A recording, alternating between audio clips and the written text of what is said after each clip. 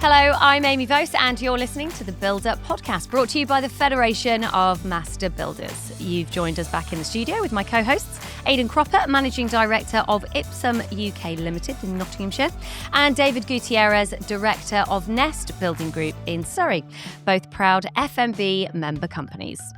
Now, before we get started, don't forget to hit subscribe so you don't miss any of our upcoming episodes. Earlier in the series, we talked about why retrofit is such a growing opportunity for builders. And let's be honest, many of you are probably doing it already, whether it's improving insulation, upgrading glazing, or installing better heating systems. But retrofit isn't just about energy savings. It can help you grow your business, win higher value work, offer more to your clients. So today we're joined by a builder who's made retrofit a core part of their business. So if you're looking for ideas and inspiration, you're in the right place. We're delighted to welcome Nikki Lambert from Lambert Home Builds, another proud FMB member. Nikki, welcome to the podcast. Nikki runs a family business based in Oxfordshire, specialising in sustainable building. So, Nikki, tell us a bit about your company and how did you first get into retrofit work? Thanks for having me. So it was probably about 4 or 5 years ago, we were approached by a member of the Retrofit Works, and they wanted to know if we wanted to work with their one-stop shop, Cosy Homes Oxfordshire, as a contractor. And it sort of struck a bit of a chord with us. They were discussing retrofit, and at the time there was a lot of discussion around energy prices and fuel poverty, working with traditional buildings. So we thought, well, why don't we have a think about it? Why don't we look and see what it's going to be like? So we onboarded with Retrofit Works, and the way that the process was then was that when there's a project that needs a retrofit, they then came to us as the contractor, and we then just did our normal thing by providing a quote and speaking to the client. But it really kind of opened our eyes up to kind of the opportunities, and retrofit was kind of starting to become a bit of a buzzword, and we decided to look more into it because we really wanted to build that kind of sustainability into our business from a very personal point of view. I think the climate was important to us, but also just offering that climate resilience to clients. So we did decide to make a bit of a pivot and took a bit of a risk by undertaking kind of a fairly major retrofit project as our kind of first project with Cosy Homes. So that was your first project. Tell us a bit about that and how did that go? Yeah, so it was a property that was a traditional build, so solid walls, and built in sort of 1900s, needed a fairly major retrofit, so internal wall insulation, loft insulation, new windows, a heat pump, so a lot of upgrades. And because it's a solid wall property, we needed to put materials in that were going to be in keeping with the fabric of the building. So we used wood fibre. So we used a lot of wood fibre, a lot of lime plaster. And actually, we had previously used wood fibre in the past because we'd renovated a very old listed property. So it was actually bringing back those kind of skills again. And the project went really well. In fact, we actually incidentally went to see our customer a couple of days ago, just on a separate issue because she wants more work done, actually. And we walked in and she said, "This is the most amazing thing I've ever done. I'm so pleased that I've done the work." And she admitted that it was a risk. She didn't know what it was going to be like. She didn't know whether it was going to work.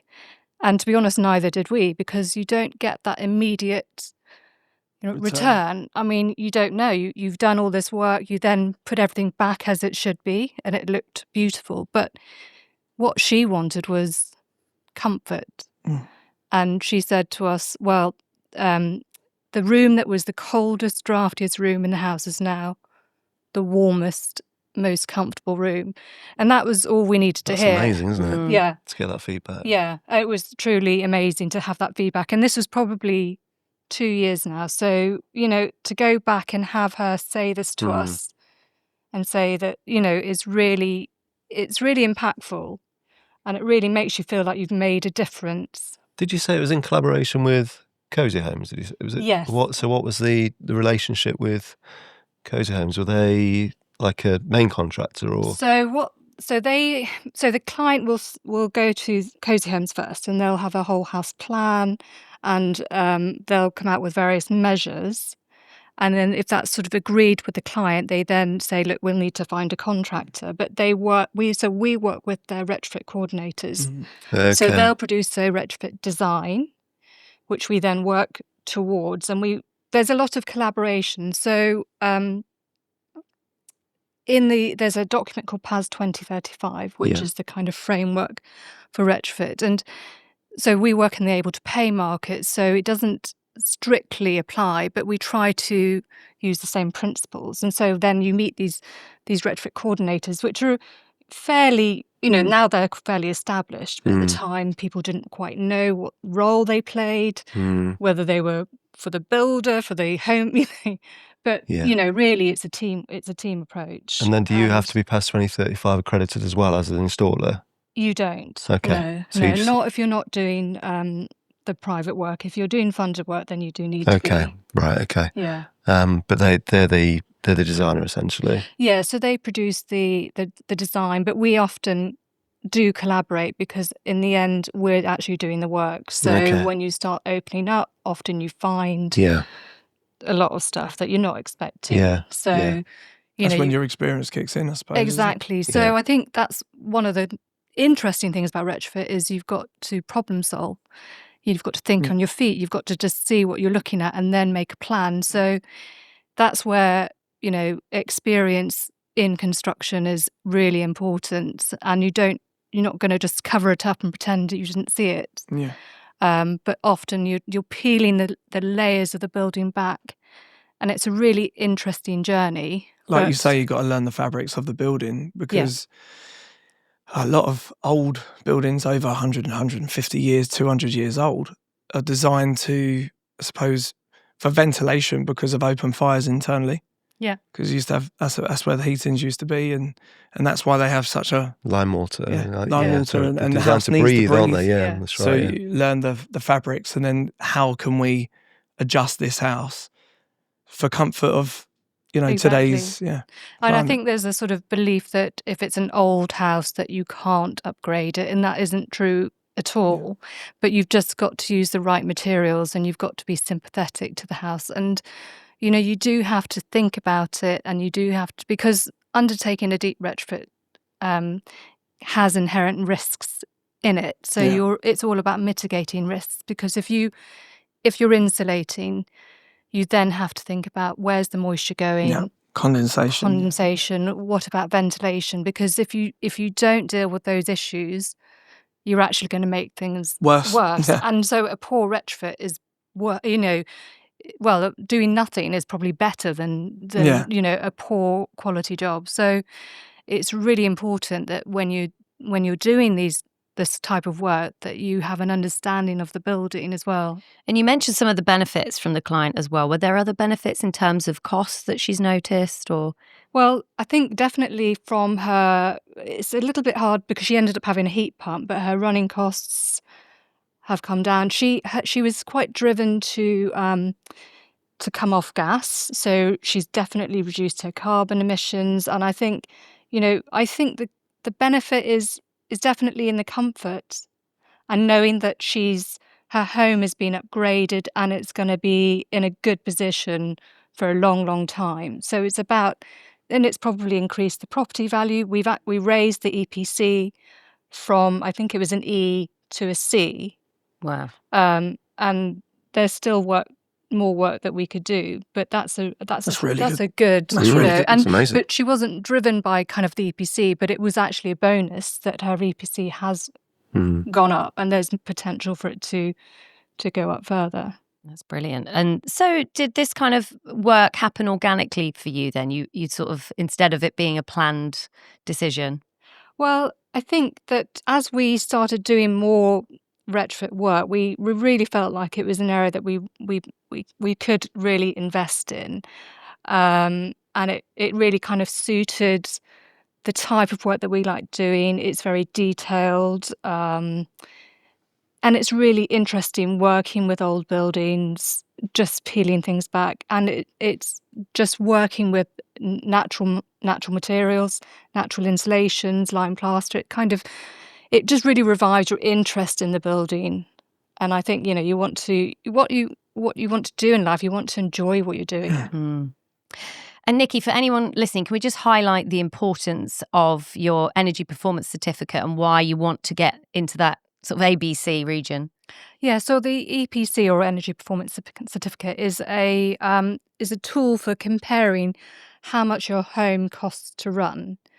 And most people will have one if they've bought a house or sold one. Not everyone does have one, but generally it's scaled so that A is the best performing and F or G is the worst performing. And a lot of homes in this country are pretty poorly performing. But D and below is kind of what we're looking at, and we've got pretty poor housing stock. Yeah, mine included. So it's a bit of a it's a useful tool, and often if we have a homeowner who's interested in trying to upgrade their home, then we might ask them if they have an EPC, because with the EPC you get some recommendations on what changes you could make to actually raise your energy performance.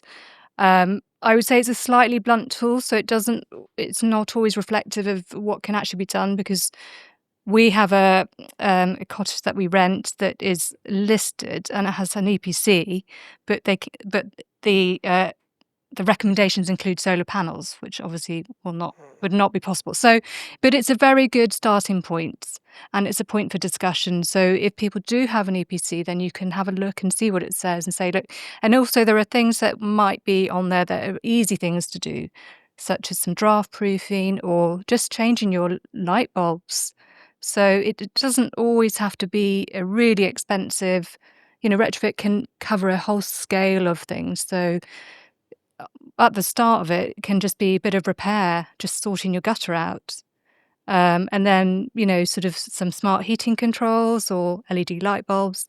And then you're sort of moving more into kind of fabric measures, so windows, doors, and then loft insulation. That's a fairly easy kind of win for people. Yeah, so obviously touching on some of the what you offer there, but what other specific types of retrofit work do you now offer? We generally tend to we work in the able to pay market, and we offer kind of a whole house retrofit service. So we would do kind of everything. We're involved with renewables as well. So that would be like heat pumps and solar panels. We have subcontractors that would install those, but we work alongside them. But sort of things that we would do are sort of internal wall insulation or external wall insulation. So we've done training for that as well, and that's kind of alongside if people are having new glazing installed, we would do underfloor suspended timber floor insulation. So there's a kind of a lot that we can offer. We use an insulating lime plaster called diathanite as well, which can be used inside and outside. So who would make do you guys go in and make the assessment then on the existing building? Or do you then get a SAP calculation done and that enables you to then give them options on the upgrades? It depends where the referral is coming from. So if the work is coming from, for example, say Cozy Homes, then a lot of the assessment's already been done. A lot of times we either work on their projects or we're working with architects who will be involved in low carbon specifications. Okay. So we'll have that kind of detailing ready. But then often, because it's a retrofit, there's a lot of discussion between the client and the architect and the designer. So you need to have a kind of retrofit design. Yeah. So they'll build the framework and they'll build the schedule of works as such. Yes. And then, like you say, once you peel back the walls and you discover, for example, rot or something else that's a bit scary, that's when your experience would, I suppose, kick in. And I mean, sometimes we try to do some invasive investigation before kind of works officially start, so we know what we're going to deal with, because it can be really hard to kind of plan for anything. But at other times, we recently retrofitted a 400-year-old listed building that had death watch beetle in all the roof timbers. Because it was listed and in conservation and there were bats and all the other kind of issues, we couldn't really kind of dive in until we'd actually started the job and peeled it all back. But I guess we had to kind of plan for, we just have to make a plan, and then can imagine the impact for the homeowner. Yes, and that's having to move out and and that's the sort of thing that a lot of the homeowners that we have a lot of kind of meetings beforehand, so we can talk to them about the level of disruption, because it is hugely disruptive, and there's a lot of mess and a lot of but that's where all the kind of, there's quite a lot of hand holding, but it's really involved, and but that's the part of the journey of it, because homeowners are, they rely on trust in the industry. They just, that you have to build that trust with them. That's their biggest risk, isn't it? That is their biggest risk, and we all know, the F&B is running their campaign license to build because the industry is unregulated. We need that, and we do need it. So what we have is to try and build the trust with the client, and I guess that's why we've upskilled ourselves. We've done a lot of separate accreditation so that we can provide at least some confidence with the clients that we know what we're doing. Because there isn't any other mechanism. No. What sort of accreditation have you been through then to enable you to? This is for a retrofit installer. Yeah. So just as to work in retrofit as a sort of overall kind of as part of our business. So I've undertaken some various courses with the AECB. They run a carbon light course. I've trained as a retrofit coordinator, a retrofit assessor. I've done a whole load of training. I was about to ask on this on how you had to change how you operated and what kind of training. Where are these courses as well? Did you have to travel far or? Well, a lot of them. So at the time when we decided, right, let's have a look and seriously get involved in retrofit, a lot of the courses were available. They were funded. And some of them were online, so there was a real opportunity actually to take on these CITB courses. funding if there's sort of any levy money available. So there are some that are still CITB funded, but others were just government funded because they were trying to bring people into the industry. And I think it really kind of I felt that if we were going to offer this to customers, we really needed to know what was going on. All the terminology, just the new kind of, there's retrofit coordinators, retrofit assessors, just what people are looking at, So it was a really useful opportunity. It was a really great opportunity to actually then take all these courses on and then use that as a sort of as a mechanism to then say, look, we've done this accreditation. We've done these courses. We've gone through manufacturer training. So lots of manufacturers and suppliers have their own kind of training with some of the installation. So all that work and the training that you've done, and then you will collaborate and do work with Cozy Homes, for example, and then that's how you'll become a preferred contractor, I suppose, and that's the way to do it. Yeah, and I think what we've actually found is that because there's not a lot of contractors that are doing the type of work that we're doing. So when we're getting tenders from some architects, they're actually asking pre-qualifying questionnaires in their tenders about experience in retrofit, air tightness, thermal bridging. So they're doing their own due diligence. Exactly. Yeah. And it's a really interesting approach, but actually I think that's a really good way of going forward because, how else can you choose? It's similar to like public sector work, isn't it? The PQQs before. and just to get that initial assessment, and it almost becomes like a 2-part tender then, doesn't it? And Yeah. I think that's really good because at least it sort of measures your competence, doesn't it, at an earlier stage. Yeah. So just from just one question I've sort of got is in terms of the time commitment as well, for all the training, and so I looked into it sort of briefly, but that's as far as I kind of got. Is it a big time commitment to become accredited or to get those accreditations? There are some introductory courses. There's a level 2 that I think Green Register are offering, which is 3 or 4. It's not a huge time commitment. 3 or 4 days. I don't know if that counts as. Okay. But some of the other courses I've done was definitely a lot more time, and it was sort of my own time then. Okay. I suppose as a business, we've realised that obviously if you have to upskill, then you do have to set some time apart. But I suppose it's an investment, isn't it? It's an investment, and Like we were it's a saying bit of a before. long. So although it was a bit of a risk, I think it's kind of paid off. But you have to think of a longer term picture, and I guess we sort of want to put in that learning and development into our kind of employees because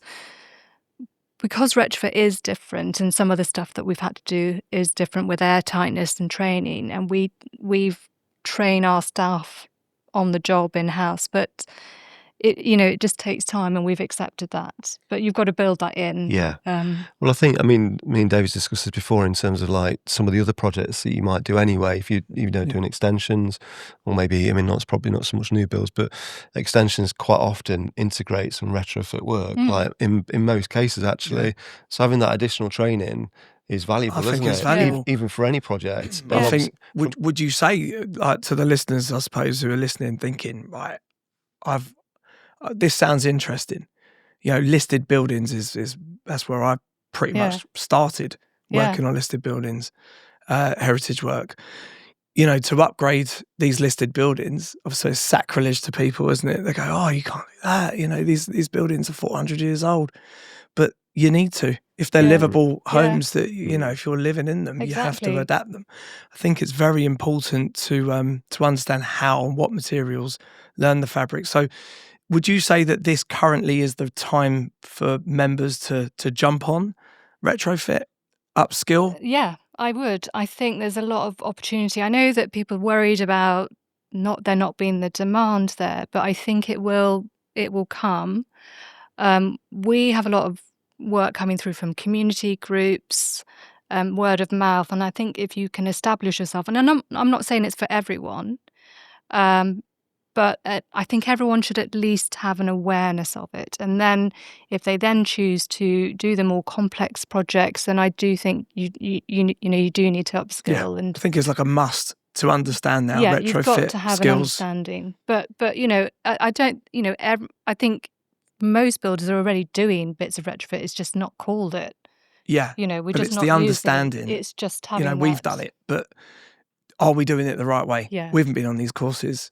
So I think everyone needs to, if you're going to dive into that sort of that world of retrofit. And how do you bring it up with clients, David and Aidan, if retrofit work, especially if it's going to add cost? And do you think maybe that training will help?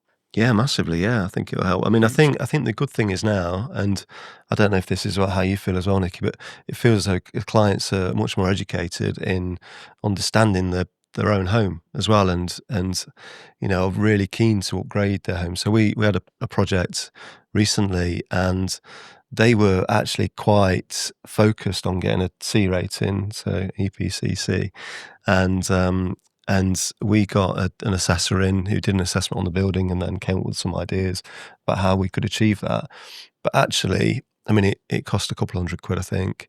But actually, that was really useful for us as well, because it gave us an idea of what we potentially could do whilst we're doing the renovation work. So I don't think it's, and I mean, obviously there are some funding options as well, but I don't think it's a real hard sell, because I think people want to do it. It's just giving the clients the understanding of the impact is a big one. I mean, I must admit, I've had a lot of clients that have said, "Oh, I really want to insulate the building." And when you sort of start to talk about the options, I think we spoke about this before actually as well, didn't we?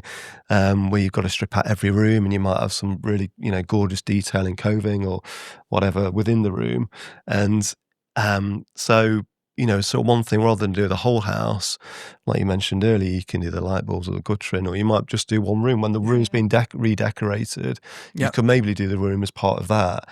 So the impact isn't quite as intense. Yeah.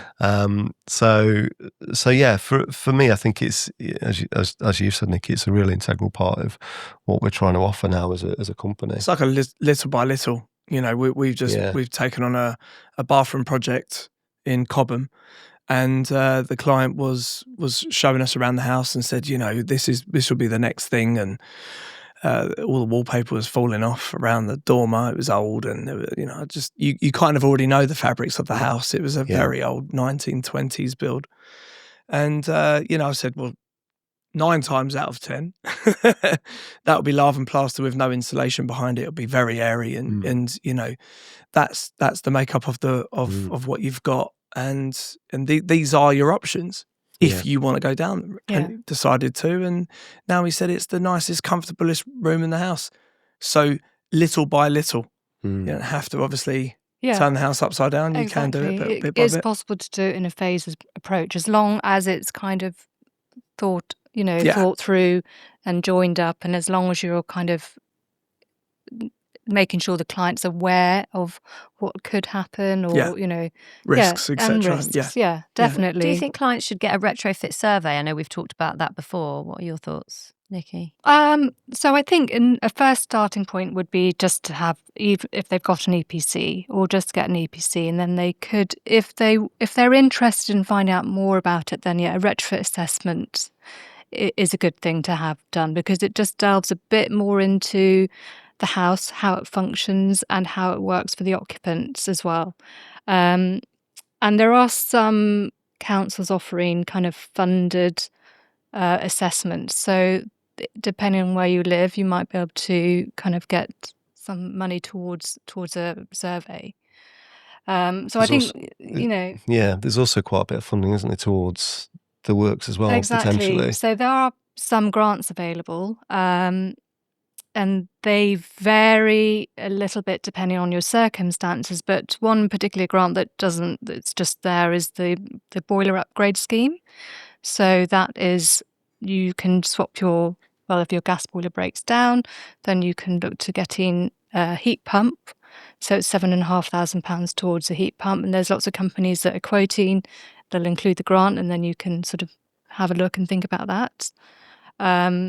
But there are some grants that are available through the county councils, so that they're called the Hug 2 grants, or maybe it's probably called something different now. I've made a list. Have you made a list? I've made a list. So there is a few, and I had to make a list because they do keep changing the names, and that's there's the Warm Home Plan, which it provides up to £30,000 worth of funding for.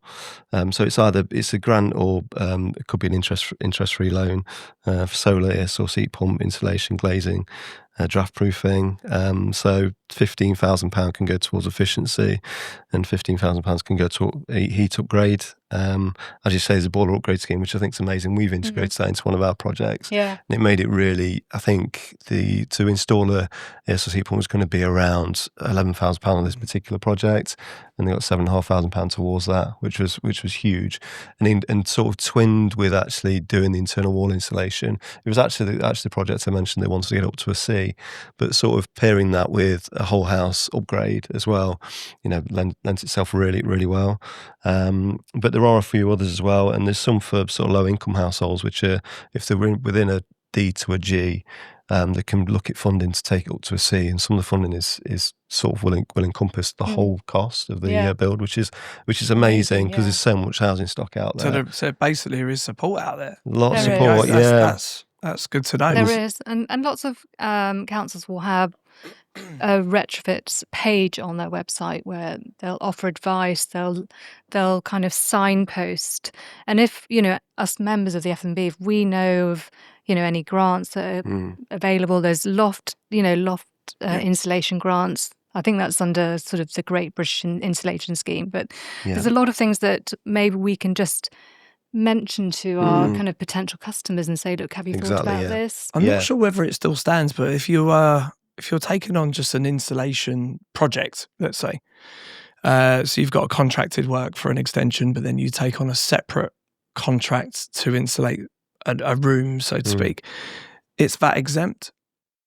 So there are some energy efficiency measures that are classed as VAT exempt, and then there may be some ancillary works that you can also lump into. So that perhaps sort of, that's so something definitely for contractors, members to perhaps look into. If you are taking on a project, you can open up a separate contract and help the client. Yeah. The other So thing they as well save is, them on VAT. exactly, and the other thing is like the reduced VAT as well, although it doesn't necessarily link massively to, well, it does link to retrofit, but if the property's been void for, I think it's 2 years, 18 months, 5%. I think it is, 5%. We've just done one actually. And then it drops down to 0 at 5 years, doesn't it? Yeah. But a lot of these properties that, if they're sort of not lived in, old guys that not passed away and it's gone through probate. Exactly, You have to prove it. But a lot of people don't know about that. Even if they haven't passed away and they're in a nursing home, I'm just saying this, hypothetically, but if they haven't been living in that property, I thought it was 18 months, but say 2 years is near on. You have got that 5%. White goods isn't included. No, that's right. But other than that, everything else is. Anything that's like fixed, basically. Yeah. And Nikki, you touched on the trust with your client and how it felt afterwards. But what has the response been like from clients in terms of, stronger client relationships and that better work result? And has it led to a boost in business credibility or referrals as well? It has, I think. Yeah, definitely. A lot of our work now, I mean, it always used to be word of mouth, and it's definitely because obviously people talk to each other, communities are small, so we're getting lots of referrals from people who've had their retrofit done, then they've spoken to somebody else, their neighbour, so we're sort of kind of working our way down the street really. But it definitely has raised our profile in terms of the work we're doing, and then also just get networking and meeting other architects, other professionals. So it's kind of opened our eyes to a new kind of group of people that we can connect with. And has that led to more profitable projects? Yes, yeah. And I think that, like all of us in the industry, margins are tight, but as long as you know what you're dealing with, then I think there's definitely some profit to be made. But, it's not a race to the bottom.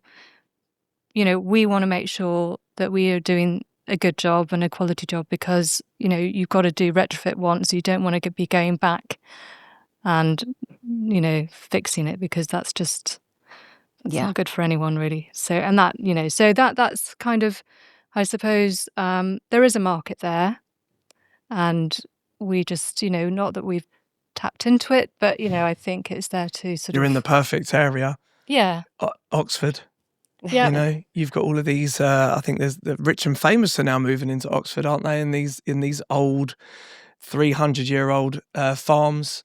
You've got David Beckham now. You'll be there soon. You've got David Attenborough. You'll be there soon, David. Yeah. That's your next move. My mate Clarkson. Yeah, you'll be together. Yeah. I'd love to pop down there. One thing I would say, just in terms of another option, I guess market, is just in terms of social housing as well, because obviously they have a lot of schemes in which they're looking to, and they're obviously getting huge amounts of funding into. So there is. I've been speaking to a housing association recently, and they're looking at obviously upgrading their existing housing stock. So I know that obviously it's a slightly different market, but there's definitely, the houses need improving, don't they? Yeah. So it's a slightly different route. Then you have to be past 2030, which is the kind of installers. But it's definitely an opportunity. Yeah.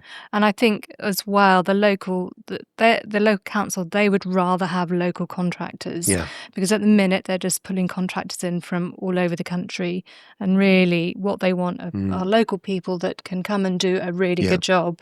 Yeah. Well, we're kind of talking about properties. If anyone's out there sort of listening to this, and they're probably thinking, well, how old does your house need to be?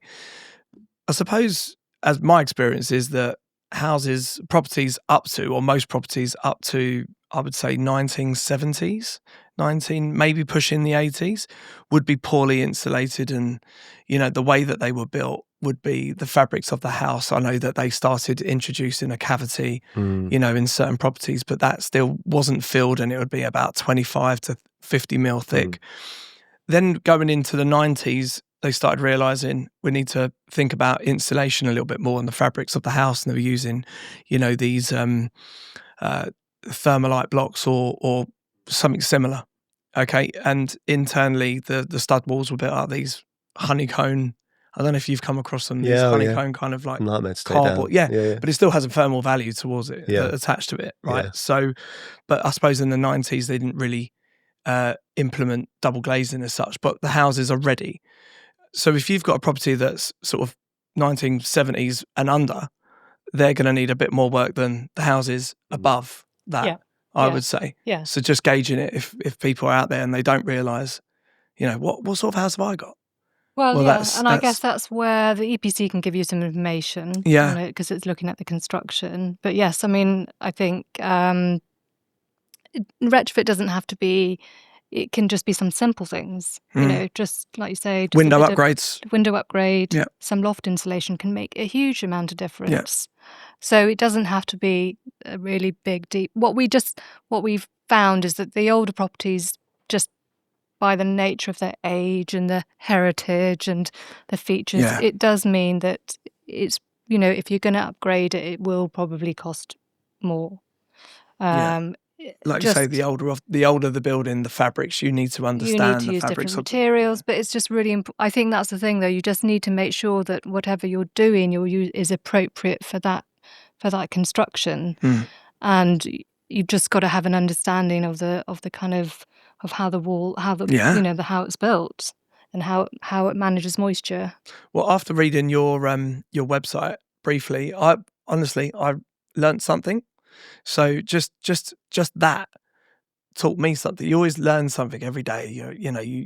If you don't learn a little something every day, then you're not. What are you doing? You're sitting at home doing nothing, right? So I think it's super important. And like you say, the wood fibre insulation, I didn't know about that.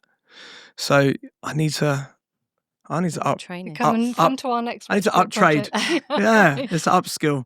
Well, look, we've heard about how retrofit can become part of your day-to-day business, but what comes next? If you're running a building company in the UK, becoming an FMB member gives you access to expert advice and training to help you level up. Visit fmb.org.uk/membership to find out more. Let's talk about upskilling, confidence, and how to prepare your business for the retrofit opportunities ahead. So, Nikki, how do you make sure your team are confident with it too? Well, we invest in our team. We spend a lot of time training in-house, but we've also been to external training sessions with them so that we know that we're all on the same page. And actually, it's not just the team, the guys that we're working with every day, but it's our subcontractors, it's our roofers, it's the plumbers, it's the electricians. If we're doing some fairly deep retrofit and we're doing a lot of air tightness, then the last thing we want is someone drilling a hole through the air tightness layer. So it's just about getting everyone on board, and it's not about punishment or saying you shouldn't do this. It's just, look, we've got to do this. This is what we're aiming for, and we can all work together. So we've even got our roofers trained on which tapes to use, which is quite a feat. And how about industry contacts or collaborations? For example, are there any through FMB that would help if anyone's thinking, they want to get into this? So with the FMB, I've met other members that are interested or involved in retrofit. So Nick Lambert, who is recently on the podcast, and there's a few others that, we've sort of found each other through various meetings. So it's a really great way to connect, because it's just, every project is different. There's always some things that you need to chat to someone about. There'll be, so we've met with other retrofit coordinators and kind of made a network of other professionals within the industry. And, that kind of, it just allows you to sort of spread the word about retrofit, which I think is really important. And can a builder just start now without any training to do retrofit? I would probably suggest that, there's some really, so the basics that we're actually all doing, like maintenance and repairs. But I think if you're really thinking about going into retrofit, I think at least there are quite a few courses which are just one day free that you can just look at, just to get a handle on the language, on the terminology. And just because I think it's just really critical that we do it right. And has that knowledge as well helped you in terms of how you quote and how you run projects as well? Yes, so I think because of some of what we do in Retrofit is slightly different, it takes us longer, we do a lot of taping. So yeah, we have to build that into our quotation. And because time it costs a lot of, it costs us. So we do have to build that in. But that's about having a communication with the client and explaining what we're doing. Because there isn't a lot of, it's something that the client's never gone through. So we just have to kind of explain it to them. But most, and they're all on board and they're all interested. And any other tools or resources for anyone to get started right now? Well, there's a lot of information. I mean, the F&B has got information on their website. The Retrofit Academy has got information. AECB, the Association of Environmentally Conscious Building, they've got some fantastic courses out there. The Green Register, they're offering courses, some of which are funded, so they're free. So there's a lot of resources available. So David, Aidan, is this tempting you to do some more training, do you think? Massively. I mean, I was just about interestingly, it's you mentioned earlier about Nikki, about the sort of the team kind of training the team up and getting their sort of buy-in. And interestingly, well, on one of the projects that I mentioned earlier, where we did a full sort of house retrofit and increased it to a C. We needed to get a air tightness rating, and we're all really excited about that. But it really got the buy-in of everybody to make sure that everything was absolutely as good as we could possibly get it. And we did the air test, and it was like just that day was really exciting, and we ended up getting the result that we needed, because that had an impact then on the rating that was associated to it. So I think for me, just trying to education obviously is huge, and I think it pulls in everybody together and just gets everyone engaged. That excitement about it. Yeah, 'cause it is exciting. If you've got everyone engaged and you've got your team that want to sort of, they're interested. Yeah. I think if you give them the knowledge, then they understand, then they know what they're doing, and then there's a whole buy-in, and actually agree. Everyone just works so much better together. So it's reinvigorates your business. Yeah, super. It's understanding why you're doing it as well, isn't it? Because sometimes you think, quite often you do things, you think, I'm not really. And you get that kind of reluctance to do things. It's like, why are we doing this? What's the point? Sort of thing. Yeah. But if you understand it, you understand the envelope and how it's working and the difference it's going to make, it just makes it exciting, doesn't it? It does. Yeah. That's so valuable. Thank you, Nikki, for joining us today. Where can anyone find you or get in touch if they want to find out more? So our website's lamberthomebuilds.com. You can find us on LinkedIn and on Facebook. Brilliant. Aidan and David, give yourselves a plug as well. Where can everyone find you? IPSUMUK.com is my website, and then there's links through to the socials at Instagram. And David? You can find us at nestbuildinggroup.com. And just click on the socials. Thank you. And if you're quoting for new work, hopefully with a few retrofit measures added in, we've got a free FMB approved quotation template available right now. Visit fmb.org.uk/quote to download it, or click the link in the episode description. We'd also love to hear your thoughts, so email buildup@fmb.org.uk and tell us how retrofit is shaping your business. Don't forget to hit the like, subscribe and hit the bell icon to stay up to date. And thanks for joining us on the Build Up podcast, brought to you by the FMB. Thank you again to Nikki for being with us today, and you can join me, Aidan and David next time when we'll have more tips and ideas to help your business. We'll see you then.